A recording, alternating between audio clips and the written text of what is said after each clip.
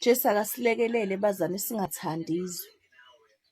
Uyabona nje mina ngihlangene noJesu othi umuntu wesifazane akahlobi ngegolide nesiliva, amacici, ama-necklace, zonke lezi zinto lezi esihloba ngazo.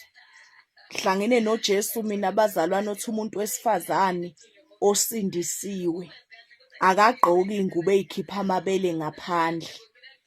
Hlangene noJesu mina othi owesifazane osindisiwe akangafaki ibhlukwa. Jesu mina engihlangane naye akangivumeli ukuthi ngifake ama-miniskirt, iy'keti ey'veza amathanga. Akangivumeli nje uJesu engihlangane naye ukuthi ngifake iy'ngubo ezingibambayo. Wayethi uma umadlala kuze kubonakala insumpu esey'nqeni. Hlangane noJesu mina ongangivumeli ukuthi ngifake izinyo le-fake. Ngangilifakile-ke nami kodwa ngathi uma ngifika kuJesu kwafaneke ngilikhiphe. Hlangene noJesu mina ongangivumeli ukuthi ngibhale ama-tattoo, ngifake amacici, ngiphiyese. Ngenhlahla-ke bazwane lezi zinto ngidlule kizo uJesu ungikhiphe kuzona. Bengifake icici mina bazalwane ekhaleni, I'm sure niyayibona nansi imbobo.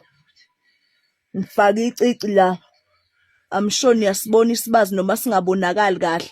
Kodwa bengifake icici mina bazalwane la, ngiphiyesile kula nala. I'm sure amacici ebengiwafakile mina bazalwane ebusweni ebeko-9. Kodwa mangifika kuJesu, Jesu wangitshela ukuthi-ke owesifazane osindisiwe akahlobi ngalezi zinto. Ngezwi lakhe bazane kungesiwo umthetho wasesontweni noma umthetho kamfundisi. Fike mina bazane ngamukela uJesu othi owesifazane akaluki ngama-hairpiece. Owesifazane akafaka amawivi, akayifaki iy'nzipho zemfakelo lezi ey'fakwayo. Yizwi bazalwane ngamukela uJesu mina othi i-haircut awuyigundi uma umntwana kaNkulunkulu usindisiwe. Ngamukela uJesu mina bazalwane othi mangikhuleka kufaneke ngembozi ikhanda lami noma ngiprofeta lize lithi iBhayibheli kufaneke owesifazane abe nophawu ekhanda lakhe ngenxa yengelosi. Angimazi-ke lo Jesu abantu abathi bamamukela abakwenza konke babe yizwe kodwa libe lithi iBhayibheli ningathandi izwe lithi yehlukane ezweni.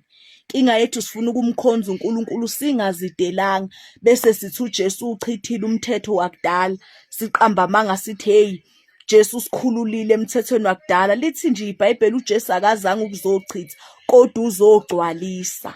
Jesu bazane wayezochitha umthetho wokufa ngoba kuqala ubuthi mawenza isono thiwa bulawa, kodwa uJesu weza wazosikhulula kulowo mthetho ngegazi lakhe. Kodwa konke lokho okunye kusagcinwa nje njengoba kunjalo. Funa ukukutshela nawe ukuthi uma usasebenzisa ama-products kaSathane kodwa uthi usindisiwe, uma nje kungashaya isikhathi sokuthi uJesu uyabuya uzoya ekulahlweni.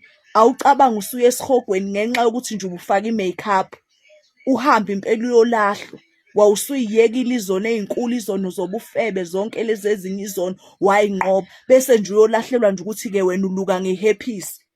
Hayi bazalwane asilungiseni indaba yethu, asizidele nje.